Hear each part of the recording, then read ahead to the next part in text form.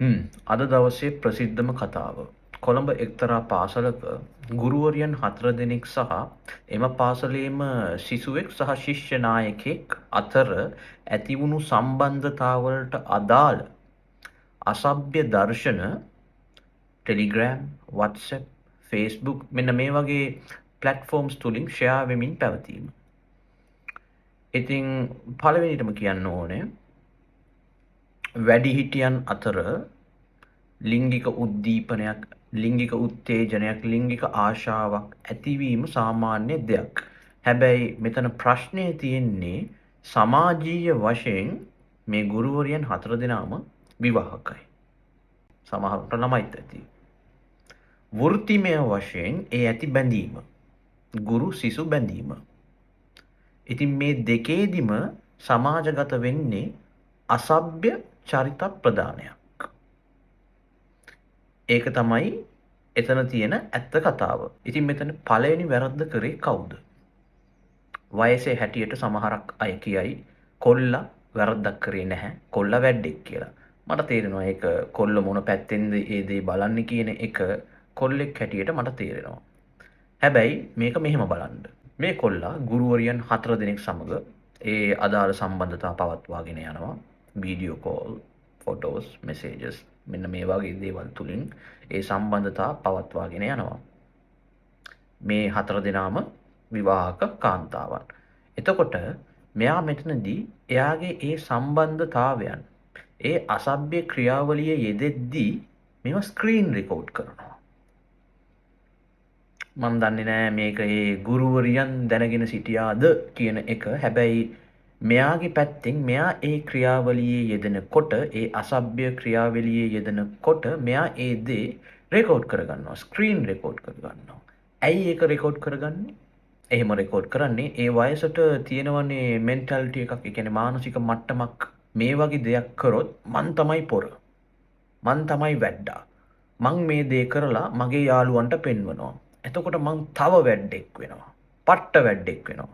මම පොර, මම වැඩෙක්, මේ දේ උඹලට කරන්න බෑ, මේ දේ මං කරා. ඉතින් මෙයා කරලා තියෙන්නේ අන්න ඒකම තමයි. මෙයා කරලා තියෙන්නේ මේ ස්ක්‍රීන් රෙකෝඩින්ග්ස් ටික පෙන්නනවා එයාගේ යාළුවන්ට. එතකොට මෙයාගේ යාළුවා මොකද්ද කරේ? එයා විතරද වැඩ්ඩා, මාත් වැඩ්ඩනේ, එයාට වඩා මම වැඩක් කරලා පෙන්නන්නම් කියලා ඒ සියලුම දේ සමාජගත කරා. දැන් මේක මුළු සමාජයක්ම දන්නවා. ඔන්න ඕක තමයි ඔය වගේ දේවල් සමාජගත වුණාම රිවර්ස් කරන්න බෑ කියන්නේ. වුණොත් වුණාම තමයි. තමන්ගේ නිර්වත් ඡායාරූපයක්, නිර්වත් වීඩියෝ පටයක් සමාජගත වුණොත් ඒක ඩිලීට් කරන්න බෑ ඉන්ටර්නෙට් එකෙන්. මාස්ටර් ෆෝල්ඩර්ස් හදලා ඒවා සේව් කරලා තියෙනවා. ඒවට අදාළ ලින්ක්ස් තියෙනවා. ඒවා රීසෙල් කරනවා. ඒක තමයි කියන්නේ කවදාවත් නිර්වත් ඡායාරූපයක්, නිර්වත් වීඩියෝ පටයක් කාටවත් යවන්න එපා කියන එක. හැබැයි මෙතන වෙලා තියෙන්නේ එහෙම එකක් නෙමෙයි. මෙතන වෙලා තියෙන්නේ ලයිව් සෙෂන් එකකදී. ඒ කියන්නේ මේ ගුරුවරියන් එක්ක මෙයා ලයිව් වීඩියෝ කෝල් එකකදී මේ අසභ්‍ය ක්‍රියාවලිය රෙකෝඩ් කරලා තියෙනවා. ඒ රෙකෝඩ් කරපු එක යාළුවන්ට පෙන්වන්න ෂෙයා කරලා තියෙනවා. එතකොට ඒ යාළුවා ඒක සමාජගත කරලා තියෙනවා. මුළු සමාජයටම, මුළු රටටම ෂෙයා කරලා තියෙනවා. පොඩි අයත් මේක බලනවා. Facebook එකේ ඉන්න අවුරුදු 14 15 ඒ ළමයිත් බලනවා. එතකොට ඕක නෝමලයිස් වෙනවා. ඒ කියන්නේ ඕක සාමාන්‍ය දෙයක් වෙනවා. ඒක තමයි මෙතන වෙලා තියෙන්නේ. මීට කලිනුත් ඒ වුණ දේවල් නිසා අද වෙද්දි මේක සාමාන්‍ය දෙයක් වෙලා. ඉතින් ඒ වගේ සික් මෙන්ටලිටි එකක් තියෙන අය තමයි මෙයාව චැට් කෙනෙක් කරන්න යන්නේ. අඩුම අවුරුදු 5ක් හිරේ යවන්න පුළුවන් ඒ කරපු දෙයට. කිසිම අනුමැතියකින් තොරව රෙකෝඩ් කිරීම. මේ රෙකෝඩ් කරපු එක යාළුවෙක්ට ෂෙයා කිරීම, පෙන්වීම. මේ දේවල් සියල්ලම එකතු කරොත් මේ ශිෂ්‍ය නායකයාට අනාගතයක් නැහැ. ඊළඟට මේ ගුරුවරියන් ෆේල්. ගුරු වෘත්තියටම අහේනියක්. සමහරක් අයට අවුරුදු 50ත් පැනලා ඇති. ඔක්කොම විවාහකයි. ළමයිත් ඇති. මේ වයසට පේන විදිහට අනිවාර්යෙන් ළමයිත් ඇති. ඉතින් සිසුවෙක් තමන්ව පොළඹවා ගන්නවා නම් තමන් ගුරුවරියක් වීමට සුදුසුද? ඒ කියන්නේ ලිංගික කටයුතු උදෙසා අසභ්‍ය ක්‍රියාවලීන් වලට සිසුවෙක් තම ගුරුවරියක්ව පොළඹවා ගන්නවා නම් එතන කවුද ෆේල්? මේ පොළඹවා ගැනීමේ කෝණයෙන් බැලුවොත් ළමයා නෙමෙයි ෆේල්. මේ ගුරුවරයන් 4 දෙනා තමයි ෆේල්. අනික විවාහක කාන්තාවන් හැටියට තමන්ගේ ස්වාමි පුරුෂයන්ට අත්විඳින්න වෙන ඒ වේදනාව. තමන්ගේ ෆැමිලිස් වලට, පවුල් වලට අත්විඳින්න වෙන ඒ වේදනාව. දැන් මීට ටික කාලයකට පෙර එක්තරා බැංකුවක මේ වගේ සිදුවීමක් සිද්ධ වුණා. ඒ සිදුවීම සිද්ධ වුණාට පස්සේ ඒ කාන්තාවගේ අම්මත් නැති වුණා. තාත්තත් නැති වුණා. කසාද බැඳලා හිටපු ස්වාමි පුරුෂයෙක් දාලා ගියා. වෙන කිසිම බැංකුවකින් වැඩට ගත්තෙත් නැහැ. ඊට පස්සේ සිද්ධ වුණේ මෙයා සියදිවි හානි කර ගන්න පෙළඹුණා. ජීවිතේ කොහොම හරි බේරගත්තා. දැන් UK වල තනියම ඉන්නවා. සමාජයෙන් කොන් වෙලා පවුල් ගණන් ගන්නේ නැහැ. ඔන්න ඔය තත්ත්වය තමයි අවසාන රිසල්ට් එක වෙන්නේ. ඉතින් එතන ජීවිත 4ක් නෙමෙයි. ජීවිත 20ක් විතර ඉවරයි. මේ 4 දෙනා ගත්ත තීරණ නිසා ස්වාමි පුරුෂයන්, එයාගේ ෆැමිලි එක, කාන්තාවගේ ෆැමිලි එක මේ සියල්ලම එකතු කරොත් 20කට එහා ප්‍රමාණයක් අද දුක් විඳිනවා. ඊළඟට තමයි මේ ලීක් කරන එකේ තියෙන ප්‍රශ්නය. මේක ඇත්තටම විද්‍යාත්මක ගැටලුවක්. ලීක් කරන කෙනා, ලීක් එක බලන කෙනා සහ ලීක් එක තවදුරටත් ෂෙයා කරන කෙනා. මේගොල්ලොන්ගේ මොළය විකෘති වෙන්නේ කොහොමද? දැන් අපි රෙගියුලර් පෝන් ගත්තොත් මේකට කියන්නේ සාමාන්‍යයෙන් මේ ලීක්ස් වලට කියන්නේ රෙවෙන්ජ් පෝන්. ඇයි දන්නේ ඒකට පෝන් කියලා කියන්නේ. දැන් අපි රෙගියුලර් පෝන් ගත්තොත් අපේ මොළය එක පෝන් වීඩියෝ එකක් බැලුවම, එක අසභ්‍ය දර්ශනයක් බැලුවම අපේ මොළෙන් රිලීස් වෙන්නේ ඩොපමයින් කියන කෙමිකල් එක. ඔයාගේ පළවෙනි පෝන් වීඩියෝ එක ඔයා බැලුවම, අසභ්‍ය පටය ඔයා බැලුවම අපේ මොළය රිලීස් කරන්නේ ඩොපමයින් කියන ඒ කෙමිකල් එක. ඒ කෙමිකල් එකෙන් තමයි ඔය සතුට උදෙසා අවශ්‍ය ඒ ෆීලිං එක ලබා දෙන්නේ. ඉතින් ඩොපමයින් කියන කෙමිකල් එක පළවෙනි වීඩියෝ එකේ රිලීස් වුණාම ඊළඟ වීඩියෝ එකේදීම අපේ මොළය දැනගන්නවා ඔයා බලන්නේ වික්ටිම් කෙනෙක්. ඒ කියන්නේ වින්දිතෙක් නොමැති වීඩියෝ පටයක් කියලා. තේරුණාද? පෝන් කියන්නේ ෆිල්ම් මේකින්. පෝන් කියන දේ ඇතුළත වින්දිතෙක් නැහැ. ඒක චිත්‍රපටයක්. ඒක පිටපතකට අනුව වෙන දෙයක් කියලා කෙනෙකුගේ මොළය වටහා ගන්නවා. මොළය ඒ විදිහට හැඩගැන්වෙනවා. එතකොට රිලීස් වෙන්නේ ඩොපමයින් කියන ඒ කෙමිකල් එක. මේක මේ නිකං රිලීස් කිරීමක් නෙමෙයි. මේක මේ සාමාන්‍ය රිලීස් කිරීමක් නෙමෙයි.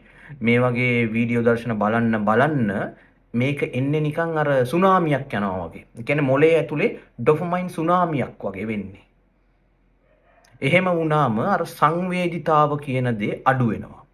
කාලයත් සමග ඔයගොල්ලොන්ගේ ප්‍රීෆ්‍රන්ටල් කෝටෙක්ස් එක ශ්‍රින්ක් වෙනවා. ඒ කියන්නේ මේ పూర్ව ඉදිරිපස බාහිකය. තීරණයක් ගැනීමට ඇති ඒ හැකියාව. සිතුවිල්ලක් නිෂ්පාදනය කිරීමට ඇති ඒ හැකියාව සීග්‍රයෙන් අඩු වෙනවා. එන්නේ සතියකට දෙපාරක් විතර ඩොපමයින් සුනාමියක් මොළයෙන් ගියොත් එහෙම ඒ ප්‍රීෆ්‍රන්ටල් කෝටෙක්ස් කියන එකට ඒක දරා ගන්න අමාරුයි. పూర్ව ඉදිරිපස බාහිකයේ පමණක් නෙමෙයි. වෙන්ට්‍රල් ස්ට්‍රියට්‍රියම්. වෙන්ට්‍රල් ස්ට්‍රියට්‍රියම් කියන්නේ මේ කෙනෙකුගේ මොළයෙන් ඩොපමයින් රිලීස් කරාම ඒ ඩොපමයින් නිසි ආකාරයෙන් කළමනාකරණය කරලා මිනිහෙකුට සතුටක් ලබා දීම තමයි මේ වෙන්ට්‍රල් ස්ට්‍රියට්‍රියම් කියන දේෙන් කරන්නේ. ඉතින් කාලයත් සමග මේ වීඩියෝ පට නරඹන්න වෙන්නේ වෙන්ට්‍රල් ස්ට්‍රියට්‍රියම් එකට ඒක කළමනාකරණය කරලා සතුටක් ලබා දෙන්න බැරි වෙනවා. ඒ කියන්නේ බලන්නේ එකම දේ නිසා ඊට අවශ්‍ය උත්තේජනය ලබා දෙන්න බැරි වෙනවා මෙන්න මේ වෙන්ට්‍රල් ස්ට්‍රියට්‍රියම් කියන ඒ කොටසට. ඒ පමණක් නෙමෙයි මොළය තුල තිබෙන අලු පදාර්ථ, ඒ කියන්නේ ග්‍රේ මැටර් අඩු වෙනවා. මේ ග්‍රේ මැටර් තමයි කොග්නිෂන්. කෙනෙකුගේ සංජානනය. ඒ කියන්නේ බුද්ධිය. බුද්ධිය කෙසේද පාවිච්චි කරන්නේ? කොහොමද දෙයක් අර්ථකථනය කරන්නේ? ඒ දේ සහ decision making process. ඒ කියන්නේ මේ పూర్ව ඉදිරිපස බාහිකය පාවිච්චි කරලා සිතුවිල්ලක් ගොඩනගාගෙන ඒක තීරණයකට ගෙන යෑම. අන්න ඒකට අවශ්‍ය ඒ අලු පදාර්ථ ප්‍රමාණය අඩු වෙනවා. ඉතින් මෙන්න මේක මතක තියාගන්න. රෙගියුලර් පෝන් බැලුවම කියන්නේ අසභ්‍ය දර්ශන පටයක් බැලුවම මොකක් හරි සයිට් එකකට ගිහිල්ලා මොලය රිලීස් කරන්නේ ඩොපමයින්. ඩොපමයින් අධික ලෙස රිලීස් කරලා සෙරටෝනින් ලෙවල් එක ඩවුන් කරනවා. හැබැයි ලීක්ස් මෙන්න මේ වගේ නිර්වත් ඡායාරූප සහ නිර්වත් වීඩියෝ පට බලනකොට මොලේ රිලීස් කරන්නේ ඩොපමයින් නෙමෙයි. එතකොට මොලේ රිලීස් කරන කෙමිකල් එකට අපි කියන්නේ කෝටිසෝල් කියලා. මේ කෝටිසෝල් කියන්නේ අපේ මොලේ තිබෙන ප්‍රධානම ස්ට්‍රෙස් හෝමෝන් එක. ස්ට්‍රෙස් හෝමෝන් එකක් කියන්නේ මොකද්ද කියලා දන්නවනේ? ආතතිය හා සම්බන්ධ වූ ප්‍රධානතම හෝමෝනය තමයි මේ කෝටිසෝල් කියලා කියන්නේ. එතකොට තමන් මේ වගේ වීඩියෝ දර්ශන නම් බලන්නේ. ඒ කියන්නේ රිවෙන්ජ් පෝන් නම් එතන ඇති වෙන්නේ ඩොපමයින් ඉෆෙක්ට් එකක් නෙමෙයි කෝටිසෝල් ඉෆෙක්ට් එකක්. කෝටිසෝල් කියන කෙමිකල් එකෙන් තමයි ආතතියට විරුද්ධව තීරණයක් ගන්නෙ. ඒ කියන්නේ ස්ට්‍රෙස් වලට අවශ්‍ය රෙස්පොන්ස් එක එන්නේ මේ කෝටිසෝල් කියන ඒ කෙමිකල් එකෙන්. ඊට අමතරව එදිනෙදා ඒ අත්‍යවශ්‍ය වෙන කායික සහ මානසික සමතුලිතතාවය පවත්වාගෙන යන්නේ මේ කෝටිසෝල් කියන ඒ කෙමිකල් එකෙන්. ඉතින් අතන ඇති වෙන්නේ ඩොපමයින් සුනාමියක්. මෙතන ඇති වෙන්නේ කෝටිසෝල් සුනාමියක්. කෝටිසෝල් සුනාමියක් ඇති වුණාම ඒකට බැරි වෙනවා ඔය අවශ්‍ය කළමනාකරණය කරගන්න. ඒ කියන්නේ ආතතියට උත්තරයක් ලබා දෙන්න බැරි වෙනවා මේ කෙමිකල් එක අධික වශයෙන් රිලීස් වුණොත්. ඉතින් අද ඔයගොල්ලෝ ඒ අසභ්‍ය ක්‍රියාවලිය නැරඹුවා කියන්නකෝ. එතකොට ඔයගොල්ලොන්ගේ මොළය තුල ඇති වෙන්නේ කෝටිසෝල් සුනාමියක්. ඩොපමයින් නෙමෙයි. ඉතින් මේ කෝටිසෝල් සුනාමිය ඇති වුණාම ඒකෙන් නිරූපණය වෙන්නේ තමන්ගේ මොළයේ තත්වය සහ ලිංගික අපයෝජනයක් සිදු කරන පුද්ගලයෙකුගේ මොළයේ තත්වය එක සමාන බව. ඒ කියන්නේ ඔයගොල්ලොන්ගේ මෙන්ටලිටි එක ඇවිල්ලා ස්ත්‍රී දූෂකයෙක්ගේ මෙන්ටලිටි එක හා සමානයි. ඉතින් මේ බලපෑම් ක්‍රියාවලිය, ඒ කියන්නේ මේ රෙගියුලර් පෝන් වලින් ඇති වෙන ඒ බලපෑම වේවා, මේ රිවෙන්ජ් පෝන් වලින් ඒ ඇති වෙන බලපෑම වේවා, මේ සියල්ලම ප්‍රොසෙස් වෙන්නේ, මේ සියල්ලම ෆිල්ටර් වෙන්නේ, කළමනාකරණය වෙන්නේ ඇමිග්ඩලා කියන මොළයේ තිබෙන පදාර්ථයකින්. ඉතින් ඔය රෙගියුලර් පෝන් වලින් ඇතිවෙන ඒ බලපෑම වේවා, මේ රිවෙන්ජ් පෝන් වලින් ඇතිවෙන ඒ බලපෑම වේවා, ඇමිග්ඩලා කියන කොටස හරහා යද්දී ඒක වෙනස් වෙනවා. රෙගියුලර් පෝන් බලද්දී ඒක ඇමිග්ඩලා වලින් ෆිල්ටර් වෙන්නේ මේ වීඩියෝ පටේ ඉන්න දෙන්නම මේකට සහභාගී වෙන්නේ සහජීවනයෙන් යුක්තව, කැමැත්තෙන් යුක්තව කියලා. කියන්නේ consent identification. Your brain understands consent. මේ වීඩියෝ පටය පිටපතකට අනුව වෙන දෙයක් කියලා ඔයගොල්ලොන්ගේ මොළයට ඒත්තු ගන්වනවා ඇමිග්ඩලා කියන කොටස. මෙතන වින්දිතයක් නැහැ කියලා මොළයට සිග්නල් එකක් යවනවා. එතකොට රිලීස් වෙන්නේ ඩොපමයින්. හැබැයි ඔයගොල්ලෝ රිවෙන්ජ් පෝන් බලනකොට ඒක වෙනස්. ඇමිග්ඩලා එක ෆිල්ටර් කරන්නේ මෙතන වින්දිතයක් ඉන්න බව. එක වින්දිතයෙක් හෝ වින්දිතයන් කිහිප දෙනෙකු මෙතන ඉන්නවා. ඒ නිසා ඒක සිග්නල් කරන්නේ බය, තර්ජනය සහ ලැජ්ජාවට. එතකොට ඒක බලන කෙනා ඒක ගන්නේ කෝටිසෝල් කියන කෙමිකල් එකෙන්. ඒ කියන්නේ මේක ෂෙයා කරන අයගේ සහ බලන අයගේ මොළය තුල ඇති වෙන කෙමිකල් එක තමයි කෝටිසෝල්. ඉතින් ඒක සුනාමියක් මෙන් ඇති වෙන නිසා ඔවුන්ට ඇති වෙන මෙන්ටලිටි එක ඇවිල්ලා වෙන්නේ ස්ත්‍රී දූෂකයෙක්ගේ මෙන්ටලිටි එක. ඒක වෙන්න ඒවා බලන්න ඒගොල්ලෝ පෝන් කියලා හිතන්නේ මෙන්න මේවට. අර පෝන් වලින් ඒගොල්ලන්ට සතුටක් හම්බෙන්නේ නැහැ. ඒගොල්ලෝ මේවා හොයන්න පටන් ගන්නවා. ඉතින් අර වගේ මෙන්ටලිටි එකක් ඇති වුණාම ඒක චේන් රියැක්ෂන් එකක් විදිහට මේගොල්ලොත් කරන්න පටන් ගන්නවා. ඒගොල්ලෝගේ මොළයෙන් ඒක සාමාන්‍ය දෙයක් කරනවා, ඒක සාධාරණීකරණය කරනවා මේ කෝටිසෝල් කෙමිකල් එක නිසා. ඒගොල්ලොත් කාව හරි ටාගට් කරලා, කවුරු හරි කෙල්ලෙක්ව ඉලක්ක කරලා මේ දේම කරනවා. මේක තවත් කෙනෙකු බලනවා, එයත් එහෙම කරනවා. ඕක එහෙම්ම චේන් රියැක්ෂන් එකක් හැටියට යනවා. ඒක තමයි මේකේ තියෙන දරුණුතම බලපෑම. ඒක තමයි මේගොල්ලොන්ව වීරයෝ කරන්න හොඳ නැත්තේ. රෙකෝඩ් කරන කෙනත් වැරදි, ෂෙයා කරන කෙනත් වැරදි, බලන කෙනත් වැරදි. ඒක එතනින් නවතින්නේ නැහැ. රෙගියුලර් පෝන් වල වින්දිතයක් නැහැ. අපි කතා කරේ බලන කට්ටියගේ මොලේ රිලීස් වෙන කෙමිකල් එක. එතකොට වින්දිතයෙක්ගේ මොලේ රිලීස් වෙන කෙමිකල් එක මොකද්ද? එතන කෙමිකල් එකක්ම නැහැ. ඒගොල්ලොන්ට ඩිරෙක්ට් ඇති වෙන්නේ post traumatic stress disorder. ඒ කියන්නේ පශ්චාත් අධික කම්පන ආබාධයෙන් ඇතිවිය හැකි ඒ මානසික තත්ත්වය ඒගොල්ලොන්ට එනවා. කියන්නේ ඔය ඇමරිකාවේ සොල්දාදුවෙක් ඇෆ්ගනිස්තානයේ අවුරුදු 20ක් ඉඳලා ගිහාම ඒ තියෙන මොළයේ තත්ත්වයයි අර වින්දිතයාගේ තත්ත්වයයි එකයි. ඒකට තමයි කියන්නේ post traumatic stress disorder කියලා. පශ්චාත් අධික කම්පන ආබාධය. ඒක තමයි ෂෙයා කරාම අර වින්දිතයාට වෙන්නේ. ඩොපමයින් රිලීස් වුණාම ඒගොල්ලෝ හොයන්නේ සතුට. මොලේ බලපෑම කෙසේ වෙතත් හොයන කෙනා හොයන්නේ සතුට. හැබැයි මෙතනදී ඇති වෙන්නේ post traumatic stress disorder වැනි තත්වයක් නිසා ඒගොල්ලොන්ගේ මොලෙන් සිග්නල්ස් යවන්නේ සියදිවි හානි කරගන්න කියලා. suicidal thoughts, negative thoughts,